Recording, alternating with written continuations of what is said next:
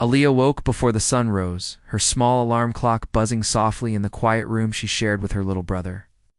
She pressed the snooze button for just a few more minutes, breathing in the thin morning air. In the dim light she could make out the faded posters on her walls, quotes from her favorite authors, and a photo of her mom smiling brightly at her high school graduation. Even in sleep, Aaliyah felt the weight of the day pushing on her chest. Today she would try something new. She slipped out of bed without waking her brother, careful not to trip over the worn sneakers by the door. Her mother, Carla, was still asleep on the faded couch in the living room.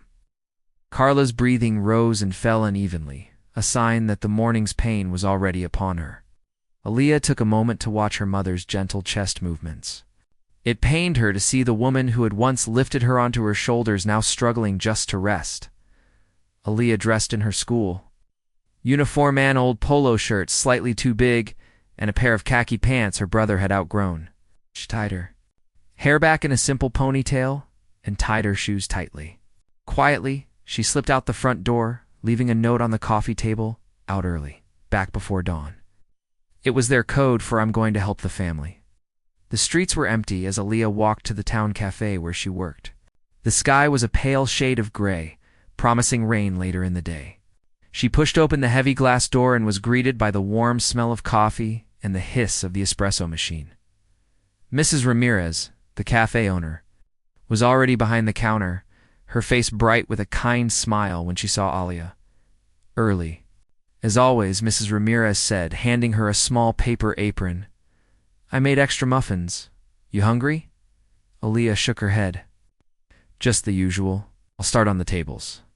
She moved down the line of small round tables, wiping away the crumbs from yesterday's customers and stacking chairs on tabletops when they were slow. The cafe filled quickly as neighbors stopped in for breakfast on their way to work. Aaliyah took orders, filled cups, and handed out sandwiches with a practiced smile. Each coffee she carried to a table brought in a few extra cents in tips, which she pocketed with gratitude. By mid-morning, her shift ended. Aaliyah counted her earnings. Dollars, plus a few coins. It was not much, but every dollar meant a little more for her mother's bills. She tucked the money into her worn backpack and headed to school, her mind already racing through the homework, waiting for her in class. Aaliyah sat in the back row, her notebook open, but her thoughts on her mother's hospital bills and the stack of medical papers on their kitchen table. Her teacher, Mr. Thompson, spoke about cellular biology, but Aaliyah barely heard him. She traced the letters on her textbook cover, wishing she could make money solve her family's worries. At lunchtime, she went to the library computer to check her email. A notification blinked at the corner. Scholarship application received. She felt her heart pound. A few weeks ago, she had entered a competition organized by billionaire Robert Langford. The prize was a full scholarship to a top university, plus funds for a community project of the winner's choice. She imagined using the money to pay her mom's hospital fees and to start a small support group for families like hers. She clicked the email. It said she was among the semi-finalists. Aaliyah read the words, twice to make sure she understood. Semi-finalist. She had beaten hundreds of students from all over the country. Her hands shook as she closed the laptop. She wanted to leap from her chair and shout, but she held herself back. Instead, she put her head down on her folded arms and let a single tear slip out. After school, Aaliyah hurried to pick up her brother, Malik, from his after-school program. He ran to her with open arms, hugging her tight. "Did you win?" asked, full of hope. "Almost," she said, checking that no one was watching. "But I still have more work." He patted her arm, then ran off to play tag with his friends. Aaliyah smiled, her heart lighter at his energy. She knew she had to prepare for the finals in New York City. She had only 2 weeks to create a speech that would show who she was, where she came from, and why she deserved this chance. That night, after dinner, Aaliyah sat at the small kitchen table. The light from the single bare bulb overhead cast long shadows across the stacks of bills and medical statements piled there. Carla sat across from her, pulling her cardigan tighter around her frail shoulders. Aaliyah poured 2 cups of water and pushed one to her mother. "I got the email," she began softly. Carla's eyes lit up. You did? I'm a semi-finalist, Aaliyah said, taking a seat. They want finalists to come to New York in 2 weeks to pitch in person. She paused. I want to use the prize to pay your bills, Mom, and 2. Start a place where people can find help when they need it. Carla reached across the table and took Aaliyah's hand. You don't have to do this, she said. You already do so much, Aaliyah shook her head. I have to. You've done so much for me. I can't just sit and watch. Carla's eyes filled with tears.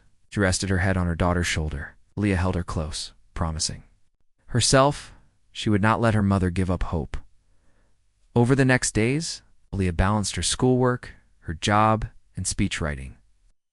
Late at night, she typed on her old laptop, the keys clicking softly in the dark. Wrote about her mother's strength, the long nights at the hospital, and the times she watched her mother smile through pain.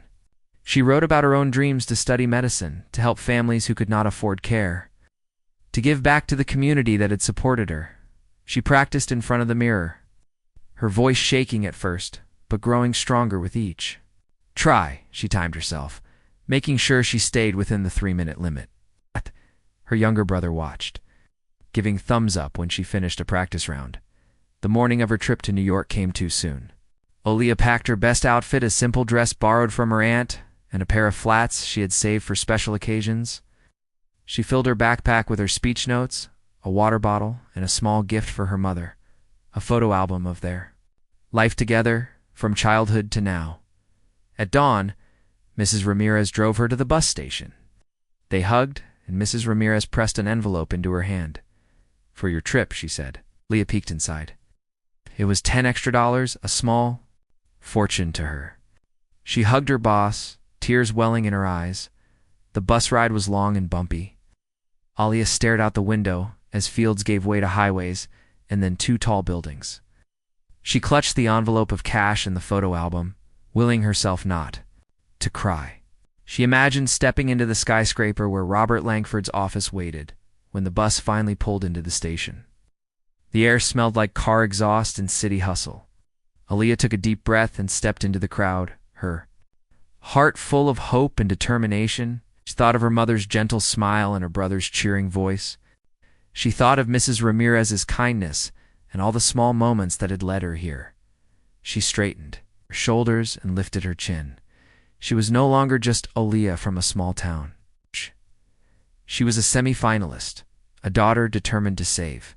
Her mother, a young woman ready to show the world what compassion and courage could achieve. And she carried with her a single, powerful message. When her mother could not go, she came instead. Aaliyah closed her locker after first period, smoothing down the front of her old polo shirt.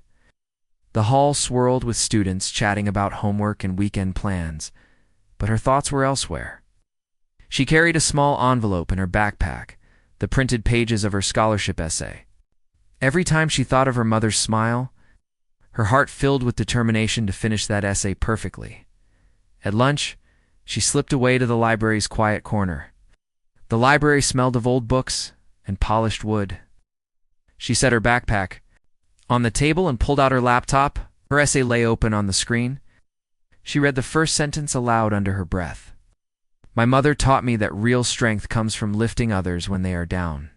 She paused, adjusting the words until they felt just right.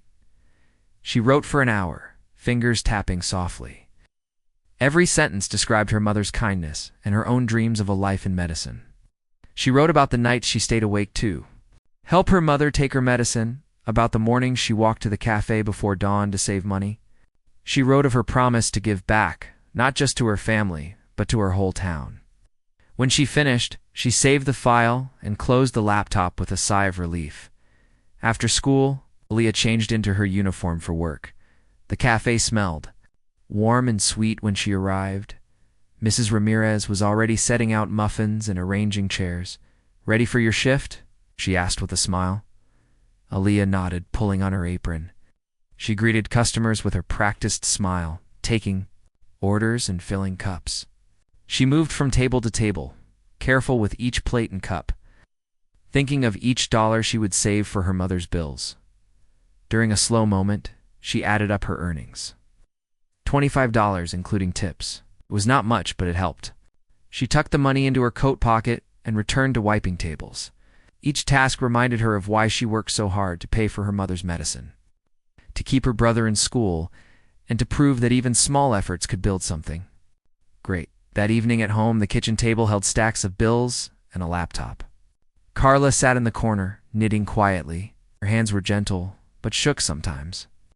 When Aaliyah set down her backpack, Carla looked up, worry in her eyes. "Did you write your essay?" she asked softly. Leah nodded and opened the laptop. She read a passage. "I believe that every person deserves care, not just those who can afford it. I dreamed of a day when I could help families facing the same struggles as mine." Carla's eyes filled with tears. She reached across the table and squeezed Aaliyah's hand. "You always find the right words," she said. Leah smiled, though her throat felt tight. "I want to enter," she said, "but I'm scared." Carla shook her head. "You have courage enough for both of us. Your words will carry you." The next morning, Aaliyah woke early to finish her application. Her school uniform lay ready, but first she returned to the laptop. She formatted her essay, checked spelling, and answered the application questions. She described her mother's illness, her own jobs, and her dream of studying medicine. She explained how she would use the community grant to start a free helpline for families.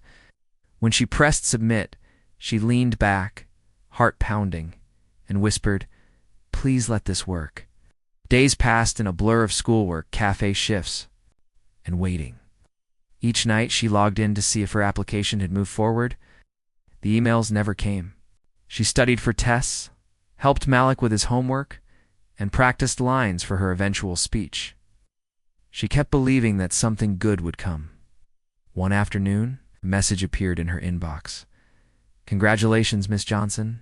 You are a semifinalist." Aaliyah clicked it twice to be sure. Semifinalist.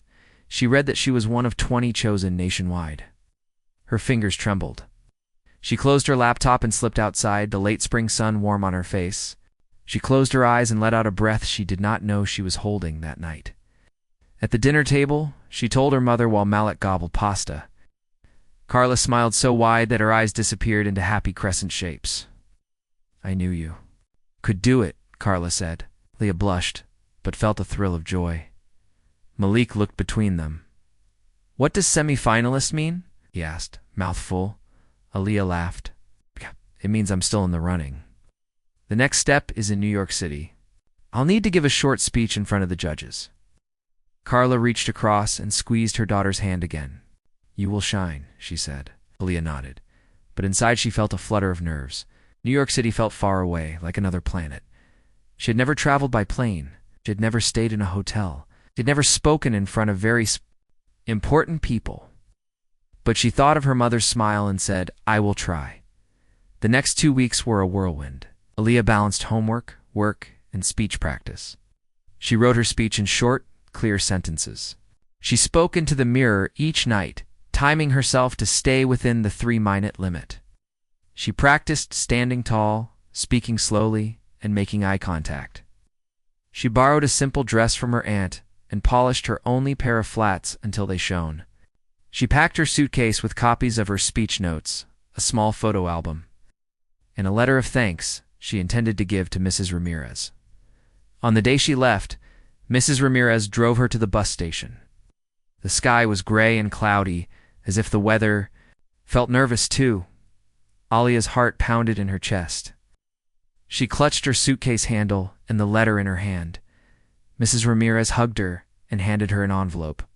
"For you?" she said softly. Inside were $20 extra. Leah's eyes filled with tears. "Thank you," she whispered. Mrs. Ramirez squeezed her shoulder. "You've already done so much." The bus ride to the city was long and bumpy. The countryside gave way to highways and then to tall buildings. Leah stared out the window, watching fields turn into concrete. Her stomach twisted with nerves. She practiced her speech under her breath-opening lines, key phrases. In her closing, "My mom is sick, so I came instead." Each repetition made her feel more certain, though her heart still fluttered. When the bus pulled into Manhattan, the air smelled like traffic and excitement. Aaliyah stepped off, glancing at the yellow cabs and the crowds of people. She felt both small and part of something big. Malik was with her, He had come to help and to feel part of her journey. He slipped his hand into hers, and she squeezed back, grateful for his steady presence. They rode the subway to the hotel near the competition site. Aaliyah checked in, her voice trembling as she gave her name. The clerk handed her a keycard. She took a deep breath and stepped into the small room. It had 2 beds, a desk, and a window that looked onto a busy street. She set down her suitcase and walked to the window. Cars honked below, people bustled, lights glowed. She felt both scared and alive. That evening, Aaliyah and Malik ate a simple dinner in the hotel lobby. Aaliyah practiced her speech once more under the soft lobby lights. A few guests glanced her way, and she remembered to speak loudly and clearly. She finished and smiled at Malik, who gave her a thumbs up. Aaliyah felt a surge of confidence she could do this. The next morning, she woke before dawn. She dressed carefully, smoothing her dress and tying her hair back. She looked at her reflection and said quietly, "I am here for my mom." She packed her notes and closed the door. Malik met her outside with a warm smile and a bottle of water. They arrived at the competition building, a tall glass tower that gleamed in the morning light. Leah's heart pounded as they entered. A receptionist greeted them and gave them badges. They pressed onward to the waiting room where the other finalists sat. Some wore tailored suits, others wore bright ties. Aaliyah smoothed her skirt and sat near a large window. She watched the reflection of the city behind her. Malik nudged her. "You look great," he said. Leah nodded, her voice catching. "Thanks." She closed her eyes and ran through her speech once more. She felt her mother's love, Mrs. Ramirez's kindness, and the community's hope behind her. She believed she belonged here. Soon, they were called into the conference room. Leah stood, smoothing her dress one last time. She took a deep breath and stepped forward, determined to share her mother's story and her own promise. The city outside seemed to hold its breath with her, as if waiting to hear the words that would change everything. Aaliyah stepped into the glossy conference room, her heart pounding in her chest like a drum. Her palms felt sweaty, but she held her notes carefully in her hands. The other finalists stood along the tall windows, each dressed in business attire. They spoke in hushed tones, adjusting ties and smoothing skirts, but Aaliyah reminded herself that she belonged here too. She had earned this moment. A long table sat between them and the panel of judges. At its head, sitting in a leather chair, larger than the others, was Robert Langford. His sharp gaze swept the room calmly. He wore a charcoal suit that seemed custom-made and a crisp white shirt. His hands rested on the table, fingers steepled together. No one smiled. No one spoke until a woman next to him tapped her tablet and nodded toward Aaliyah's friend Malik. He had traveled with her to New York to help, even though he was too young to compete. He stood at the edge of the room, giving her an encouraging thumbs up. Aaliyah felt a wave of comfort in that simple gesture. The moderator, a kind-faced woman in her 40s, motioned to Aaliyah first. "Miss Johnson, you may begin." She clicked a button. A screen descended behind them, ready for visuals, but Aaliyah chose to speak from her heart, without slides. Aaliyah cleared her throat and looked at Robert Langford. "Thank you for this chance," she began. Her voice trembled at first, but steadied as she continued. "I come from a small town where my mom worked days and nights to give me a good life. When she got sick, I saw how bills piled up and how neighbors helped each other just to survive. My dream is to study medicine so I can help families like mine. A scholarship would cover my tuition, and the community grant would let me start a support center for families facing medical crises." She paused, glancing at the judges to gauge their reaction. Their faces remained unreadable, encouraging her to continue. Aaliyah took a deep breath and pressed on. "I wrote my essay about resilience and compassion. I shared how my mom smiled through pain and how my town came together when times were hard. I believe real leadership begins with caring for people, not profits." When she finished, the room was silent. Aaliyah felt her legs shake. She glanced at the other finalists, who looked confident and polished. They had charts and data in their hands. She had only her words. Robert Langford's voice cut the silence. "Miss Johnson," he said evenly, "you've painted a picture of empathy and community, but I need more. Tell me why I, or anyone, should invest in you over the other finalists." You speak of helping others, but what makes you stand out? Leah swallowed hard. At that moment, the weight of expectation threatened to crush her. She could see her mother's worried face and felt the urgency of her family's needs. She remembered Mrs. Ramirez slipping her the extra $10 in Moloch's hopeful grin. She breathed in and spoke honestly. "Because I will not just take the money and walk away," she said, her voice stronger now. "I will pour every dollar back into making a difference. I will work harder than anyone to make this center a reality, and I will use this scholarship to learn the skills I need to heal people. I know I may not be the smartest or the richest here, but I have something they may not have: purpose. My mother taught me that compassion is the truest measure of strength." Robert Langford inclined his head slightly. He had expected rehearsed answers, but Aaliyah's sincerity caught him off guard. He pressed a gold pen against his lips and peered at her. "Purpose?" he repeated. "Let's test that. You said your mother is sick? Why couldn't she come here to speak for herself? Why did you come instead?" Aaliyah felt her throat close. This question felt personal, almost painful. She looked at Langford's steady eyes, and then she thought of her mother lying on that worn couch, battling pain just to breathe. She thought of the countless hospital trips and the fear in Carla's eyes when money ran low. And she thought of her own love for her mother, which gave her strength she never knew she had. "My mom is sick," Aaliyah said quietly.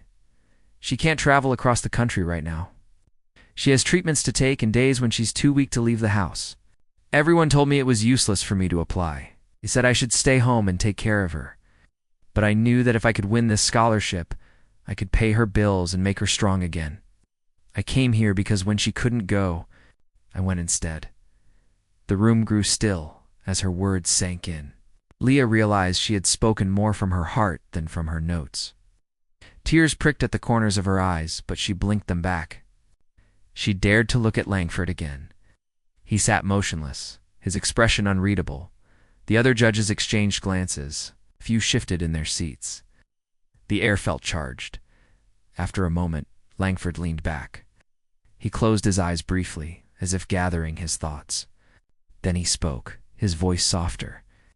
"Your honesty is ... unexpected?" He paused. "Many here speak of change, but few understand the depth of sacrifice behind it.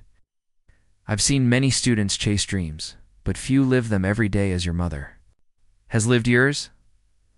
Aaliyah's heart fluttered at his words. She dared to allow a small smile. The moderator cleared her throat, breaking the tension. "Thank you, Miss Johnson. We'll conclude after all presenters have finished."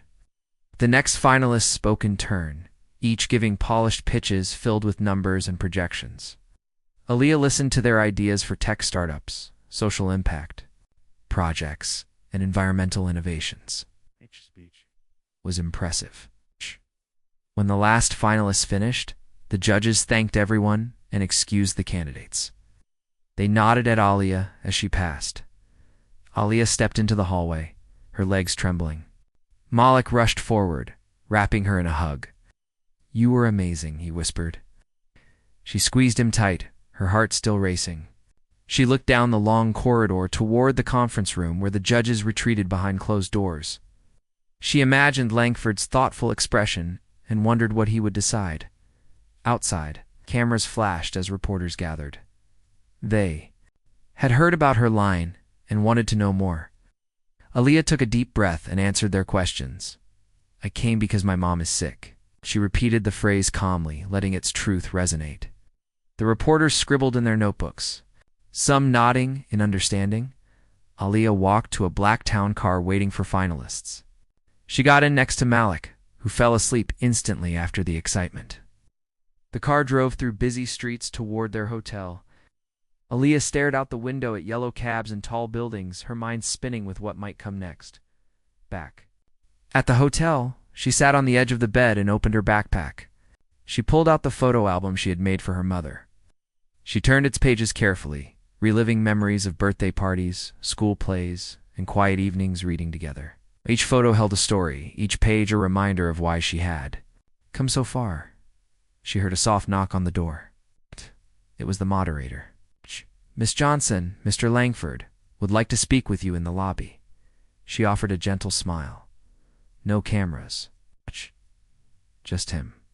Aaliyah nodded and followed the moderator down silent hallways until they reached a small, private lounge. There, seated in a velvet chair, was Robert Langford. He stood as she entered and extended his hand. "Miss Johnson," he said. His voice was warm now, almost kind. "You told me why you came. Now I want to tell you why I called you here." Aaliyah's stomach twisted. She gripped his hand, feeling its firmness. "Yes, sir?" Langford gestured for her to sit. "I have faced situations where family needs and personal goals clashed. I once had to choose between pursuing my own career and caring for my ailing mother.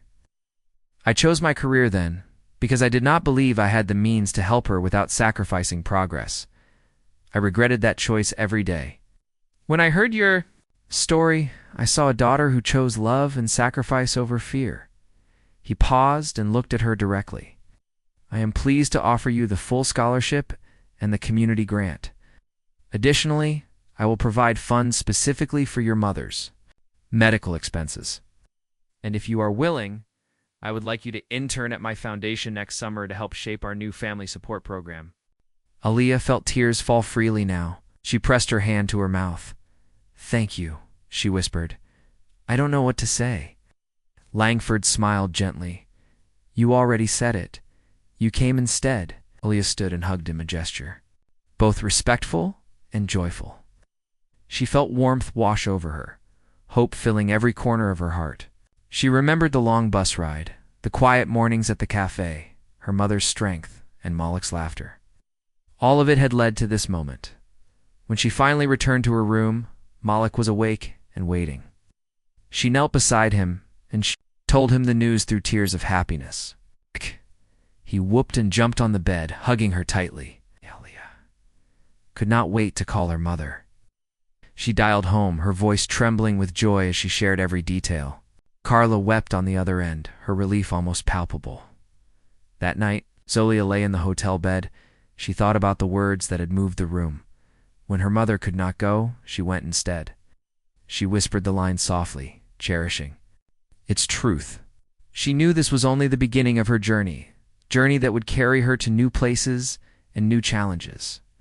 But she also knew she would face them with the same determination and love that had brought her here. She would always remember that real strength lies in sacrifice, in stepping forward when those we love cannot.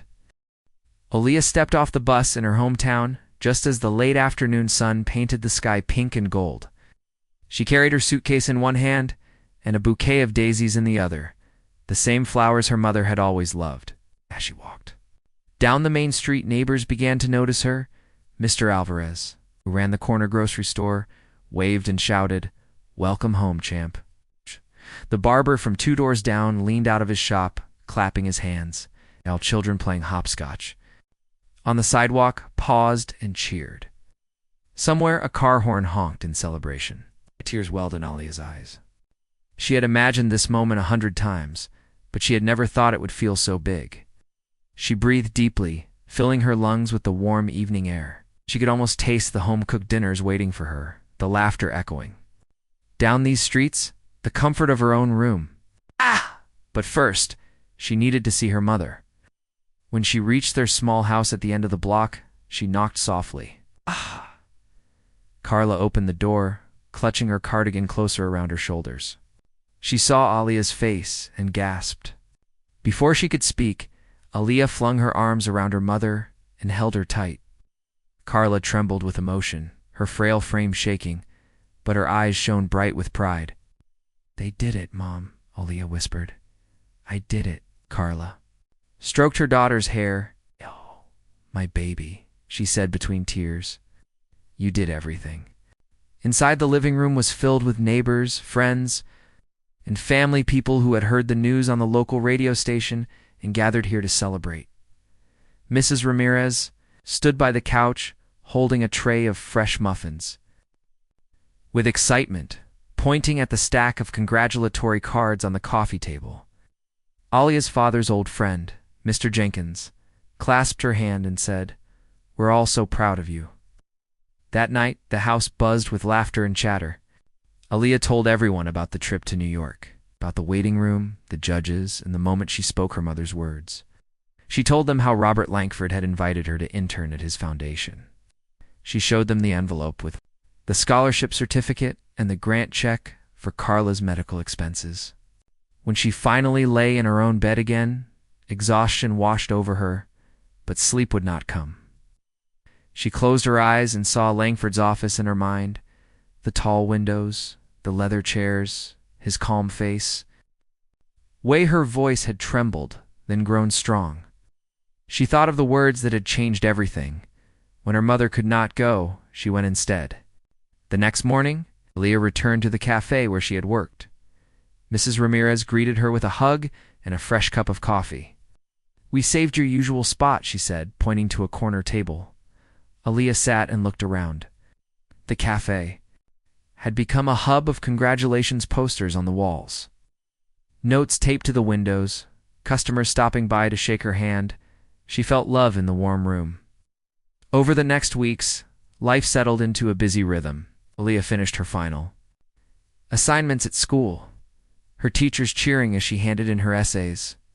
She helped Carla with daily tasks, cooking simple meals, driving her to doctor appointments, and checking that her medicine was taken on time. Carla recovered strength quickly now that her bills were covered and worry eased from her mind. Each morning, Carla sat on the porch with her knitting and a cup of tea, smiling as Aaliyah headed off to the community college where she would begin her first classes. On her first day of college, Aaliyah felt a familiar flutter of nerves.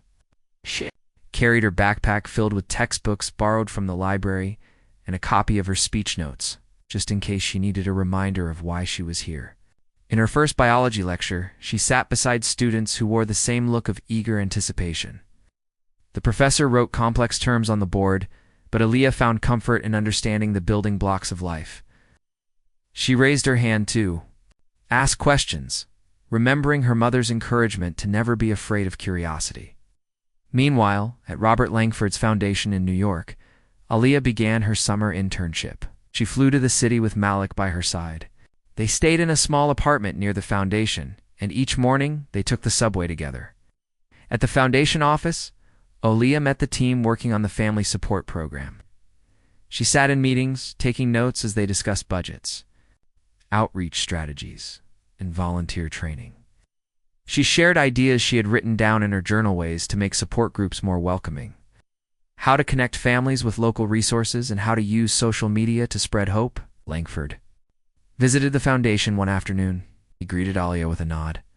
"How was our star intern?" he asked with a faint smile.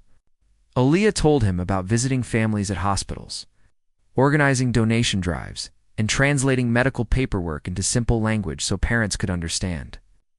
Langford listened, then said, "You have a gift for making complex things simple. That is exactly what many people need." Leah beamed. She felt that same warmth she had felt when she first met him, a sense of belonging she never had thought possible. Back at home, Carla and Malik kept busy with their own projects. Carla volunteered at the local community center, sharing her story with other parents and offering comfort to those facing medical bills.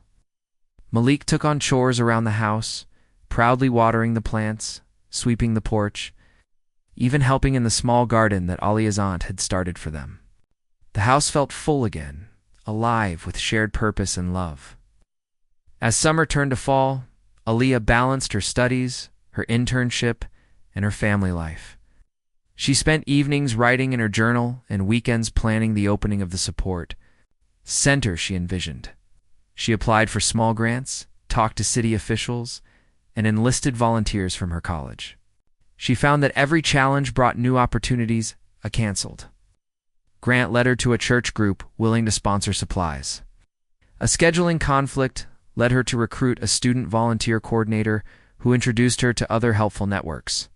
One chilly morning, Aaliyah stood outside a rundown storefront in the heart of town. She ran her hand along the faded sign, imagining it painted fresh in bright colors. "This will be our center," she said softly. Carla stood beside her, wrapping her cardigan tighter against the wind. "It's perfect," Carla said. "You've worked so hard for this." Inside, the space was dusty and empty, but Aaliyah saw possibilities: rooms for support meetings, a small office for counseling, bookshelves filled with health guides. She pictured the sunlight streaming through the windows, families gathering. Around tables, children drawing pictures while parents talked. She could almost hear the laughter and tears, the shared stories and the healing that would take place here. Malik bounced on the balls of his feet. "Can I help paint?" Leah laughed and ruffled his hair. "Yes, you can help paint and sweep and decorate."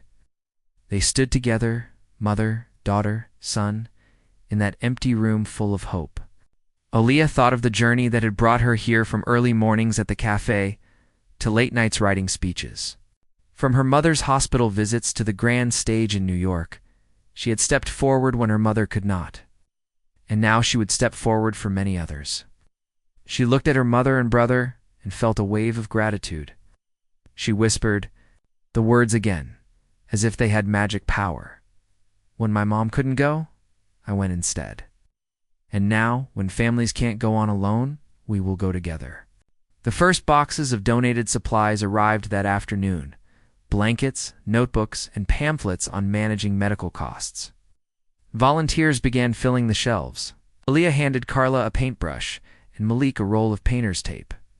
As they worked, the walls came alive with color and the room warmed with possibility. Aaliyah paused, stepping back to admire their progress.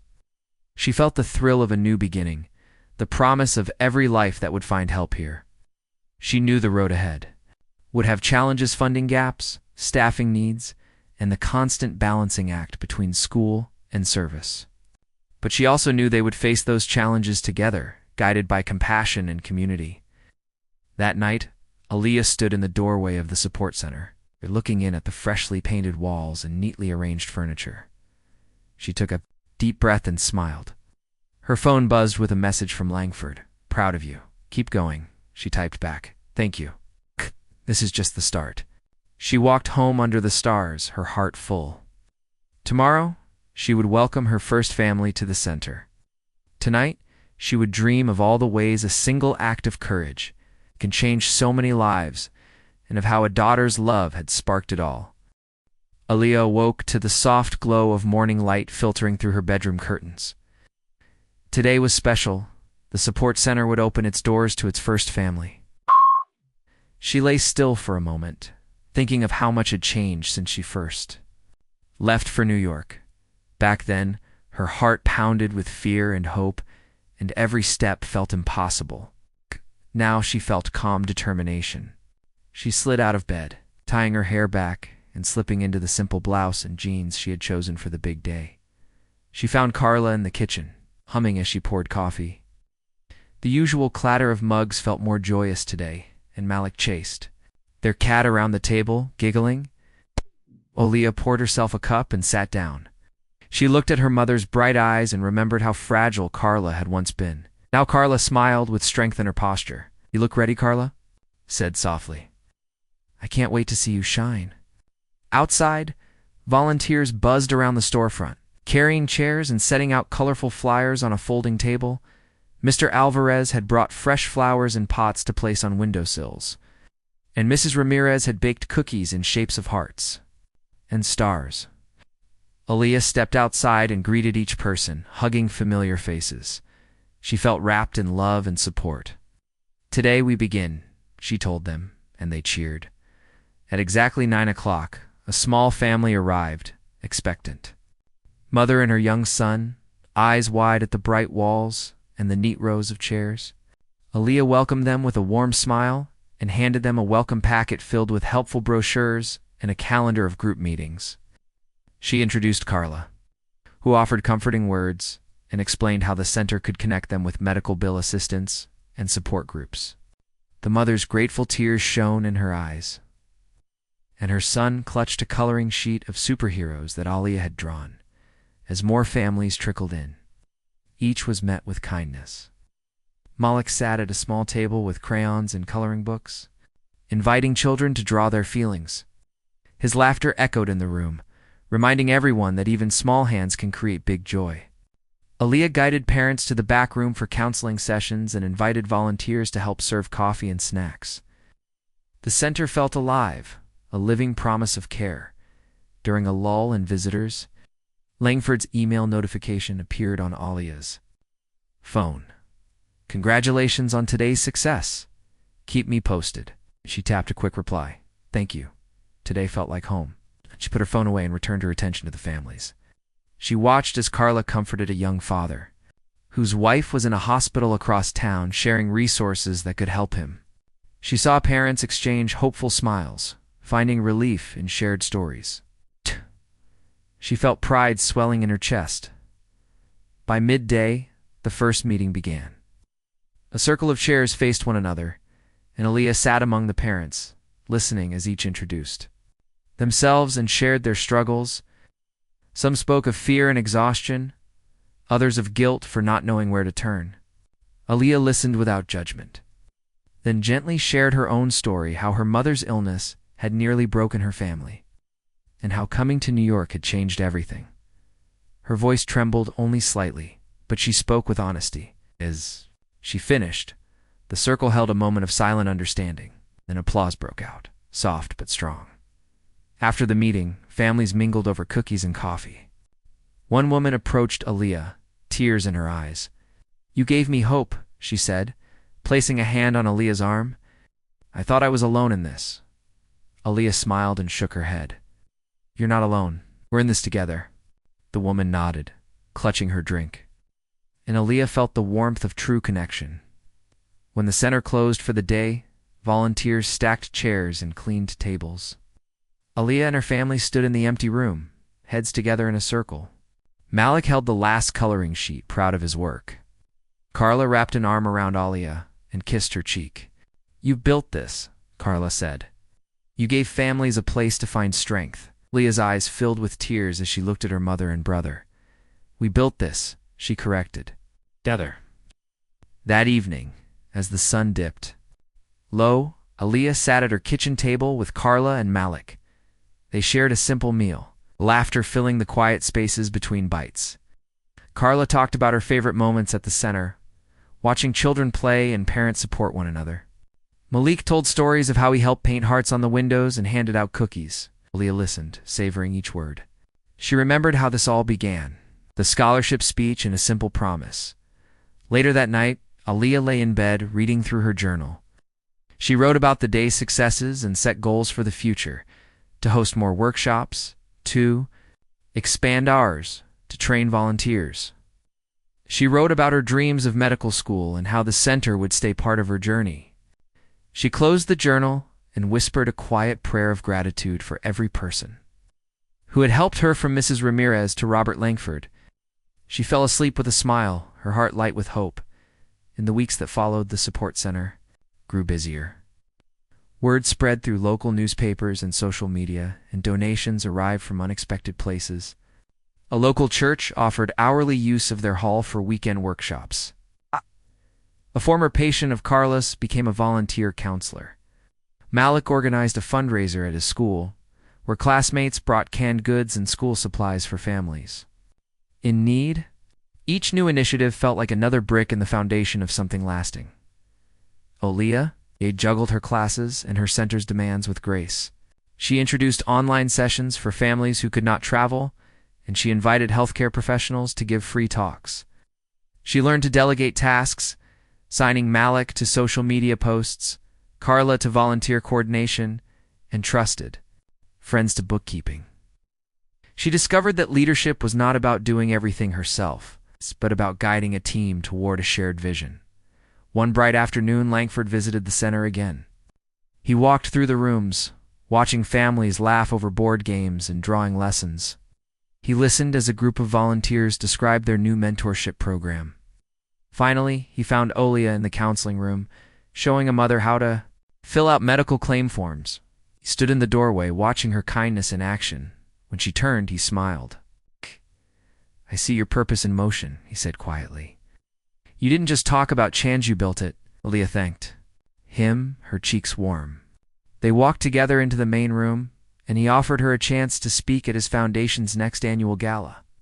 "Share your story to inspire others," he suggested. Aaliyah nodded, feeling honored, knowing the gala would bring more support and awareness.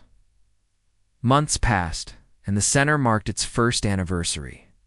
Aaliyah organized a celebration with music, food, and speeches. Families she had helped returned to share their success stories. A father who found a job through the center's job board. A mother who completed an online health course. Children who improved in school now that stress had eased at home. Carla stood beside Aaliyah as she cut the ribbon, tears of joy shining in both their eyes. After the ceremony, Aaliyah stepped to the podium. Her heart raced, but she spoke clearly. She thanked every volunteer, every donor, and every family. She told the room how a simple phrase, "My mom is sick, so I came instead," had moved a billionaire's heart and sparkled hope for her own family. She urged everyone to find their own reason to step forward, to build places of compassion. In their communities, as she finished, the applause filled the hall. She looked at the faces around her, people she knew, people she had met that year, and people who had traveled from other towns to see what hope could look like. She felt a deep sense of fulfillment. The road had been long, but every step had been worth it. That night, back at home, Aaliyah lay beside Carla and Malik, the laughter of the day still echoing in her mind. She held her mother's hand and felt its warmth. She closed her eyes and whispered, "Thank you for trusting me." Carla squeezed her hand in return and whispered back, "Thank you for stepping up." Malik murmured in his sleep, and Aaliyah knew that family love was the greatest force of all. And so Aaliyah's journey continued through college classes, through nights of planning, through moments of doubt and triumph. But she never forgot the beginning, a daughter's love, a mother's courage, and the powerful choice to go when someone you love could not. In every room where people found help, every heart that learned to hope again, Aaliyah saw that single act of love shining brighter than any prize. And she knew that wherever life would take her next, she would always carry with her the promise she made that day. When my mom could not go, I went instead, and I would keep going for as long as anyone needed me.